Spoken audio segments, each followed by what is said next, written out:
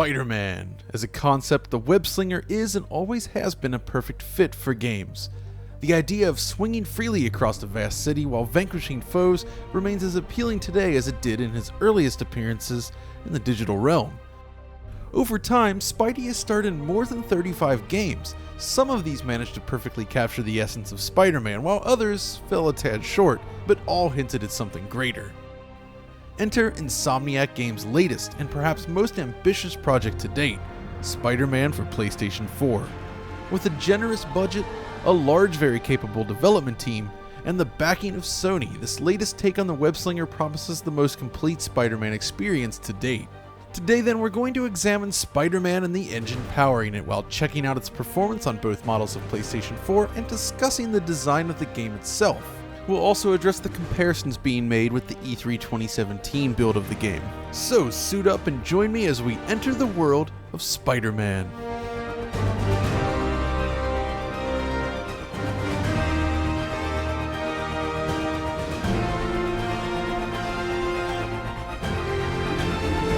When it comes to Spider-Man, it's fair to say that Sony is no stranger to the web slinger. Its Columbia Pictures subsidiary was responsible for the release of Sam Raimi's original Spider-Man film after all, and it was successful to the point that Sony branded the PlayStation 3 console and its games with the Spider-Man movie font, and featured Spider-Man related materials in many of its presentations. During this era, however, it was Activision which possessed the rights to create Spider-Man related video games, thus Sony's tie-in with the franchise remained firmly rooted in the Hollywood space. That is, until this contract expired in 2014. It wasn't long before Sony and Marvel started hashing out an idea for a new Spider-Man game then, and their choice of developer couldn't have been more perfect. I'm talking about Insomniac Games, an experienced independent studio that has a strong working relationship with Sony Computer Entertainment and a lot of expertise across multiple genres. It makes them a great fit for Spider-Man. By marrying the vast selection of gadgets and action-driven gameplay of the recent Ratchet & Clank reboot with the open-world traversal systems of Sunset Overdrive and the storytelling of Resistance, Spider-Man feels like the apex of everything Insomniac has worked to build over the past decade or two. And this extends to its technology as well. Over the course of this generation, Insomniac has continued to refine its in-house technology suite, producing some of the most visually striking games across multiple platforms. And Spider-Man represents the next major leap in technology. It starts with the character models. Spider-Man takes a stylized approach to character design, as you'd expect from something based on a comic book character, but that doesn't mean the level of detail isn't exceptionally high. Spider-Man's suit stands out with superb texture work, the material reflects light properly, and small details are visible throughout. In close-ups with various characters throughout the story, there's a lot of detail revealed. Subsurface scattering is used during cutscenes, allowing light to penetrate the skin and scatter about realistically beneath the surface. Texture detail is also superb during the sequences, as is the eye shading. So if you've been concerned about the detail of the texture work on the characters based on compressed video pre-release, there's certainly nothing to worry about. This also brings us to our first talking point in regards to the E3 2017 demo. With various screenshots floating around, some folks question whether Spider-Man's final suit was a match for the E3 demo in terms of detail. Upon close examination, this is what we found. Take a look. The texture resolution is virtually identical to the original demo, and this is evident throughout these comparable scenes, and the same goes for the model itself. The main difference here stems from a change in suit material. The E3 suit features more prominent specularity. It's basically the difference between plastic and cloth. The final material is simply more diffuse in appearance, while the E3 version is extra glossy. So even though the resolution of the suit textures are identical, the way light behaves across the surface has changed. When in shadow, the final game exhibits a softer, more diffuse appearance, which is arguably more realistic. The E3 demo simply appears overly shiny and plasticky in comparison. In direct sunlight, the E3 demo gives the impression of a suit covered in saran wrap. Look at the specular highlights here across his head. In comparison, the material in the final game exhibits more natural light dispersal. Which one looks better is kind of a matter of taste though, and it does vary per scene. But this is clearly an artist-driven change, not a technical one made to save on performance. We'll touch on the rest of this comparison shortly, of course, but for now, know that character detail is excellent and consistent across the various versions of the game. The full game is a match in terms of texture and model detail, while offering more realistic lighting. Of course, this level of detail also applies to many other major characters, while secondary characters and NPCs are excellent looking in their own right. Each of these models are appropriately detailed and textured, and when walking around the streets, are visible in large numbers. The density of the crowds is highly variable, of course, based on your position, but looking close at the characters reveals a high level of detail throughout. In fact, it's surprising just how much detail is visible on screen when exploring the streets, considering how much time you spend above them. Then there's the animation. In-game, Spider-Man features an impressive range of animation applied to major and minor characters alike. Players have a lot of mobility and combat options in this game, sending Spider-Man flying all over the place, and most of the animations look brilliant, with smooth blending. The game also features a dynamic on-foot traversal system. By holding the R2 button while running, Spider-Man can flip and jump seamlessly between both dynamic and stationary objects across the scene, and all of the animation work is handled very well. Cutscenes also look superb in action thanks to carefully crafted cinematic animation, smooth camera work, and Insomniac's super impressive per-pixel motion blur, which might just be one of the best implementations I've seen to date.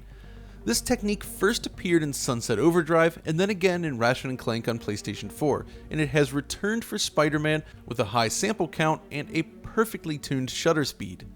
More importantly, it's tuned for gameplay. When swinging through the city, edges of the screen and objects are properly blurred, but the middle portion of the image remains sharp, allowing players to see what's coming. It's a great effect, but it does not obscure visibility. Of course, if you don't like it, the options menu does allow you to adjust its intensity. This is then coupled with generally excellent image quality. Spider-Man utilizes Insomniac's temporal injection technique featured in Ratchet & Clank on PS4 Pro.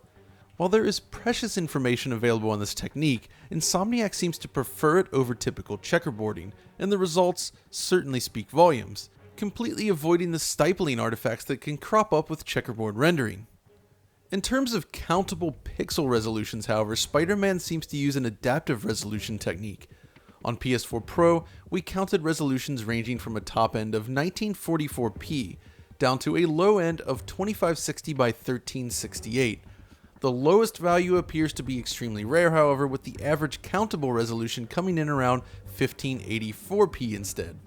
What's interesting about this is that if you pause the game after a camera switch, it is possible to look at the raw image before the temporal pass kicks in. Since these techniques rely on information in a previous frame, camera cuts are great for this since the game will not have this information after a cut. This shot is 1584p, by the way. On the base PlayStation 4, then, we're looking at a 1080p presentation most of the time, but we did pixel count some lower resolutions in certain circumstances.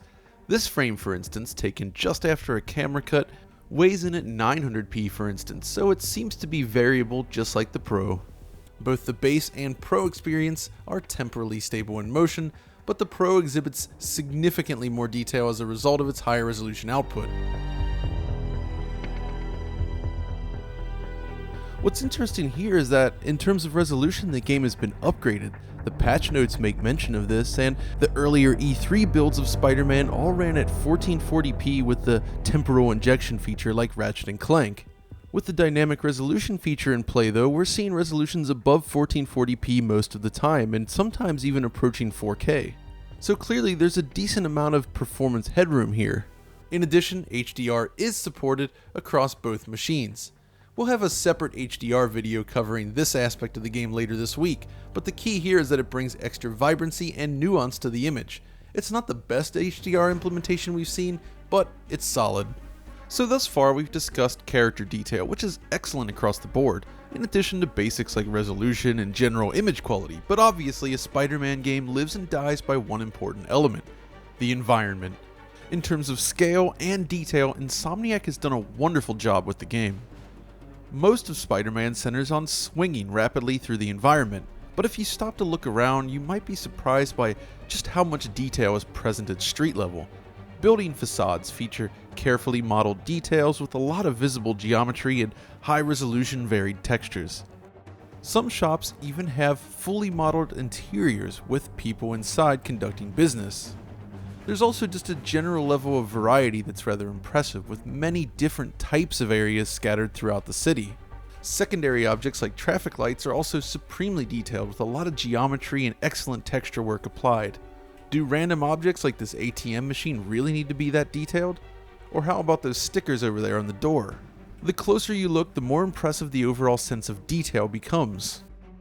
But it doesn't stop with the city streets. Spider-Man also features a wide selection of uniquely designed outdoor and interior scenes. There are scenes like this with a ton of unique character models and lots of custom animations filling the screen. The amount of detail on display is rather impressive, and it almost winds up feeling more like a Hitman level than something out of Spider-Man. Then there's the interior sections like this, which are all highly detailed and offer a lot of gameplay variety. If you prefer to take the stealthy approach, for instance, it is possible, and in fact the design reminds me of the Batman Arkham titles, which I view as a good thing. The point here is that the engine is capable of not only handling a large city environment, but it is also well suited to bespoke mission design such as this, something I've felt was lacking in many previous Spider-Man games. You get both that open world experience and the polish of a linear single-player game in one package. It's also worth mentioning the water simulation in this game. The water encircling the city is beautiful, with gently flowing waves and a nice simulation of light playing off its surface. And the way reflections are handled is really quite realistic.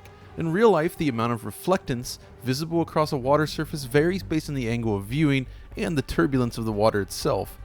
This is surprisingly well simulated in Spider-Man. From above, reflections are clearly visible across the water surface, but when you jump down to a lower angle, they are much less so. It's a nice touch, I think. Also, I love the fact that Spider-Man can swim. It looks kinda silly. One of my favorite details added in the final game, and somewhat lacking from the E3 2017 build, are building interiors. Basically, the game features simplistic textured cubes designed to represent interior spaces of a building. While the limitations are obvious up close, the rooms seem to exist in their own time and space, overlapping one another in spots, and often repeat. The effect is still really convincing while swinging around the city. This helps create additional depth across the cityscape, since it seems like the buildings aren't just a flat surface anymore. It's a great touch and something that's typically lacking in open world games like this with a lot of skyscrapers. Speaking of skyscrapers, reflections are another important element used heavily throughout the game. Without dedicated ray tracing hardware, the team was limited to more tried and true methods such as screen space reflections and cube maps. On building surfaces, these pre-calculated reflections obviously cannot accurately reflect the surroundings, but the textures used are often of high enough resolution to give the impression of super sharp reflections. Due to its vertical nature, however, the developers needed to find a way to handle elevation changes. This is done by interpolating between different cube map reflections based on height. As you crawl up the side of a building, a lower resolution street level texture is used here. This is then replaced with another cube map as you make your way up the building, which is then followed up with yet another. You can see here as it transitions between the two. Eventually, after we continue to crawl up the building side here, the game flips to the fourth and final cube map. You'll notice that reflections at high elevation are of extremely high resolution compared to those below. Screen space reflections are used in tandem then to allow more dynamic objects to appear in the scene. These are used on building facades, of course, which helps display traffic and Spider-Man himself, but it's also applied to bodies of water such as puddles. Uh-oh, did I just utter the magic word? Puddles? Yes, this brings us to the next part of our E3 2017 versus final game discussion, the mysterious vanishing puddles. In the demo, the scene features a large number of visible puddles in this specific scene, right? The final game reduces this amount. That much is obvious. It has been suggested by some that these puddles were eliminated from the game due to performance issues. Insomniac, on the other hand, has suggested that this is more of an artist-driven change. So what's going on? Well, after looking closely at this, I have a theory. So the first thing you might notice about the E3 demo is that the off-screen elements appear to be reflected, something impossible with screen space reflections. Some folks have been quick to throw around terms like ray tracing, but no, that's not possible here. The E3 demo was not pre-rendered after all. Instead, what I think we're seeing is simply a rather detailed static box cube map used for background reflection, mainly the buildings and immediate scene geometry. This texture is projected into a carefully aligned box designed to simulate those reflections. This becomes obvious when scrubbing back and forth quickly through the video. The reflections, while nice looking, are not perfectly parallaxed with the scene. Obviously, cube maps have made their way into the final game as well, since they're used heavily throughout, specifically for building reflections. Now, screen space reflections are also featured and overlaid onto the scene. When objects are occluded from screen space, they disappear as expected, while the cube map remains visible. Now, the final game works in much the same way, but with one major difference. The cube map texture itself has been changed. Screen space reflections are still in use, but the cube map itself has been replaced with a rather generic one. And the reflection of the cube map itself also appears more diffuse. Look closely at the reflection here, and you see this sort of blue and white blobs sort of reflected in the puddle here. That is the new cube map in use. Pretty different from the one featured in the E3 demo. Creating and aligning all those box cube maps can prove rather time-consuming and challenging to implement for the art team, especially when considering the size of the world. By slightly altering the way the reflections work and combining that with a more generic cube map like this, a lot of time can be saved. Of course, the generic cube map generally works pretty well, like out on the street here. The reflection again is rather diffuse, but you can still kind of make out basic buildings and the blue sky above by looking directly into the reflective surface. But in the case of the demo room, well, obviously it's less effective than the method featured in the E3 demo. The underlying texture data was simply modified. With the screen space reflections now doing the heavy lifting in the final game then, I can see why the artists may have felt it necessary to adjust puddle placement. Thankfully, there's still plenty of water throughout the city. There are scenes where nearly the entire road surface is soaked in water and reflective like this. There are scenes set during a light drizzle where reflective puddles appear all over the place. And that building we've been discussing has plenty of other reflections just outside the offending room. What all of these scenes have in common, however, is the type of cube maps that they're using. They're much less specific than the one used in the E3 demo. The thing about changes like this is that in most cases the reason for the change has more to do with manpower than hardware power, and I believe that's the case here. In this case, reflections work just as they did in the E3 demo, it's just the underlying art that has been changed. Change the cube map, change the result. Now, of course, without talking to the developers about this issue, we can never be 100% certain, but that's my theory and I believe it holds some water. We'll finish up talking about the E3 demo shortly, but for now I want to talk about the lighting in the game. When it comes to lighting, Spider-Man is perhaps Insomniac Games' finest work to date, but it does have its limits. There isn't a lot of information out there, of course, on Insomniac's engine, but the game does use multiple times of day and features great use of direct and indirect illumination. The biggest limiting factor stems from those times of day. Just as we saw in Sucker Punch's infamous Second Son, Spider-Man does not feature a real-time time of day transition. Instead, these are tied to story events. I'd imagine this choice was made to support improved scene illumination. While it is possible to blend between different bakes, it's not always optimal and may not have worked well in a city environment like this. Fortunately, the benefit of this approach is that the lighting conditions are always beautiful. The scenes set at dusk are particularly striking. Spider-Man also features a robust volumetric lighting system designed to simulate the scattering of light particles through the atmosphere. Look closely and you can see rays of light spilling around the silhouettes of objects placed in the world. It looks beautiful. This implementation is especially impressive though due to the resolution of the effect. In many games it's possible to make out the underlying resolution of the grid, but here it's virtually seamless, it's very clean. Shadow quality is also a strong point for the game, especially as an open world title. World shadows can stretch out far into the distance with clean filtering and smooth transitions between cascade levels. Objects such as trees feature suitably high resolution shadows while characters and objects sit realistically within the environment. Ambient occlusion is also of top-notch quality throughout. I also love the way that light interacts with foliage like the trees here. You can see the moonlight reflecting off the leaves. One small detail I really appreciated are the car headlights. The artists considered the difference in headlamp technology when designing these. These trucks, for instance, seemingly use an incandescent style bulb producing a soft yellow light, while this car next to it appears to be using an LED system instead, producing a whiter light. Other cars even seem to use HID projector lenses for additional variety. It's a small thing in the grand scheme of things, but I appreciate the attention to detail. Speaking of vehicles, traffic is ever present throughout the game, and up close, individual vehicles are richly detailed. Of course, there is a lot of repetition in terms of the types of vehicles on display. This could be a simple memory limitation or perhaps a manpower one. More importantly, traffic density is reasonably high in most scenes. There is a point where traffic stops in the distance, but the camera work generally conceals this fairly well. In fact, if we briefly jump back to the E3 demo, there are points where traffic and pedestrian density appears higher in the final game. Of course, situations like this could simply be the result of randomized traffic. All of this ties into the game's level of detail and streaming systems. Spider-Man can transition from the top of a towering skyscraper down to the city streets in just seconds, requiring the engine to rapidly stream in new data as needed. LOD management could prove to be an issue in Insomniac's previous game Sunset Overdrive, and while it's not perfect in Spider-Man either, it is improved overall. City streets can stretch far off into the distance, and there is a point where cars and pedestrians are either no longer drawn or reduced in complexity.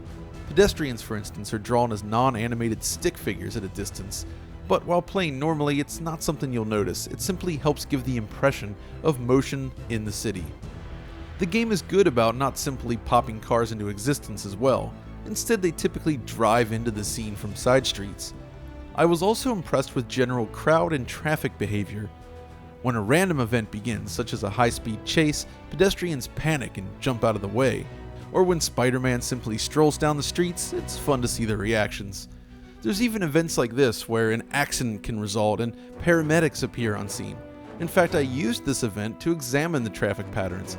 You'll notice that cars continue to drive into the scene, piling up behind this event, and this causes traffic, but how persistent is this traffic? What I found is interesting. So as long as the accident remains in view, the situation remains active, at least within a reasonable distance. Traffic remains backed up, and the ambulance continues its business. Turn away and look back briefly, however, and you might actually catch the ambulance respawning in place just as a few cars sneak through before traffic backs up once again. The game seems to keep this event in memory provided you stay within a certain distance, but stops tracking it if you look away. Now, as long as the accident remains in view and you start swinging away, you'll notice that it stays active for quite a while, but eventually disappears. And doesn't return. It's an interesting insight to how the game manages such bespoke events on the ground level. You can see though that the traffic remains relatively thick and headlight cones are drawn way out into the distance. So in that sense, I'd say overall the system is a great success and there isn't a lot of visible pop-in during normal traversal. The city feels busy.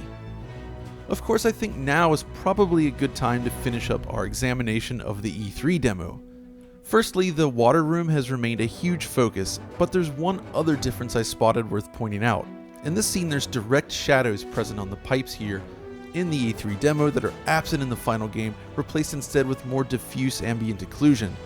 There's no obvious point light in the scene though, nor is the sun present in this indoor scene, so I'd argue that the final game actually presents a more realistic take on ambient shadowing here.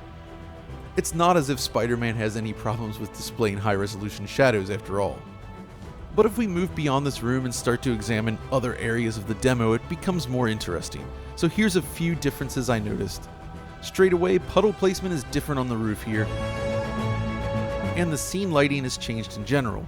It's more overcast in the final game during this sequence, though obviously bright blue skies still exist in the game. This is just an art tweak. The team also decided to remove Martin Lee from this scene, replaced instead with a generic masked enemy, a story change. Also notice the coat in this scene. The cloth appears to react more realistically to the helicopter blades above in the final game, a nice touch. Also, without Martin Lee in the scene, this attack is replaced with a rocket launcher instead. The lighting here within the helicopter is also more realistic in the final game. Now in this next bit, notice how the building shadows are in the same position here, suggesting that the sun position is the same. It's simply a more overcast day. Also, traffic density is much higher in the final game, but again, this could be a randomized event. The next scene is interesting. In the E3 build, during a camera cut, motion blur is disabled for exactly 1 frame, but it does reveal a distinct lack of background detail. And here's that same area in the final game. Now, it's not supremely detailed since you can't actually go to that region of the world, but still, I think it looks better. The rest of the sequence then is very similar, with subtle changes to lighting between the two. Then, Spider-Man lands on the crane and, well, texture detail is certainly improved in the final game here. There's another interesting thing as well. If we pause, check out the building. The final game features the aforementioned interior spaces, while the E3 demo appears to be lacking this entirely. Of course, in the next building, there does seem to be some interior space visible in the demo, so it may come down to a change in reflectivity, or simply that more buildings have interior spaces in the final game. Also notice the improved indirect lighting here along this building facade, and the more exaggerated eye adaptation. Bright areas appear to bloom slightly in the final game when peering from within shadow, something else that applies to the previous water room area. Then there's this scene of destruction as Spider-Man runs through a building. The lighting is slightly different once again, but it's clear that the sequence holds up. It's very much as it was shown in the demo. Okay, Lee, here I... Also, as we jump through this chopper here, you'll notice that the texture detail is consistent. Any changes here are due to the improved lighting model in the final build. No texture detail has been sacrificed. Then there's this scene. As the chopper crashes to the ground, you'll notice greatly improved reflections on the building surface and street, improved ambient scene lighting, and a bright specular highlight from the chopper's sparks. I think it looks dramatically better in the final game here. Same for this scene, the lighting is simply more natural and realistic between the buildings. So really, what's the takeaway here from this demo comparison? Well, honestly, I feel that Insomniac does a tremendous job of delivering on their promise. Visually, there are changes, but the game looks phenomenal in its final form, and all of the action sequences are present in full. I'd say that aside from the removal of the more accurate cube map in the demo, the final game is improved overall. Still, there's no getting around it. The room with the water puddles does look better in its E3 incarnation. And as I said before, I believe this is down to an artist change, not one driven by technical requirements. That's a lot of stuff to unpack there, but we're not done yet. We still have to talk about performance. And really, there's a reason why I saved it for so late in the video. The results aren't that exciting. And that's a good thing for those playing the game. Check it out. So regardless of platform, Spider-Man is a 30 FPS game, obviously, using motion blur to help avoid the hand-cranked feel you might otherwise get. Looking first at the PS4 Pro version here, let's examine 3 different scenarios. The first involves swinging around the city. This is during the chase sequence featured in the E3 demo, but it's the same in terms of performance regardless of when you choose to start traversing the world. The frame rate thankfully holds steady 99% of the time basically. There's occasional instances where we see a 50 millisecond dip followed by a 16 millisecond spike, but it's really quite uncommon. Now, as an open world game, there is a lot of variation in terms of load, so based on these results, it's likely that there's other dips that can occur at any random point during the game, but in general, it's very stable. So how about another sequence? This rooftop battle. Puddles and enemies fill the screen as Spider-Man unleashes his skills upon them, and this battle manages to crank at 30 frames per second throughout, with the exception of this one tiny pause. Again, there's really nothing to complain about here, it's very stable. Lastly, here's an interior battle. These sequences feature a lot of volumetric lighting, tons of alpha effects, and even destruction. It's a fairly heavy battle, but again, the Pro manages to hold on to its 30 FPS target throughout most of it. There's still an occasional drop frame or two, but by and large, performance is extremely stable. The same goes for the base PlayStation 4, which delivers performance very much in line with the PS4 Pro. Again, it's 30 FPS in most scenes, with an occasional frame time spike or dip. This is great for owners of the standard system though, as you'll be treated to an excellent, smooth experience. Most importantly, input latency seems to be generally low, allowing for smooth, responsive controls. It feels great to play. So, is there anything else to discuss? Well, how about just a few other little things? Things like loading. The game world is mostly seamless, but you'll run into short loading times when transitioning between the open world and certain building interiors. You also encounter a load screen upon death. Thankfully, loading is pretty short, so it's not an issue. Also, Spider-Man features a great mission boundary system. If you stray outside an active mission area, the game warns you, like any other game, but you actually have a choice. You can return to the mission area or simply abandon the mission. It doesn't just fail you outright or automatically turn you around. You have a choice in the matter. And really, that's pretty much it. Hopefully this video has shed some light on questions around the game's presentation while also highlighting what it does so well.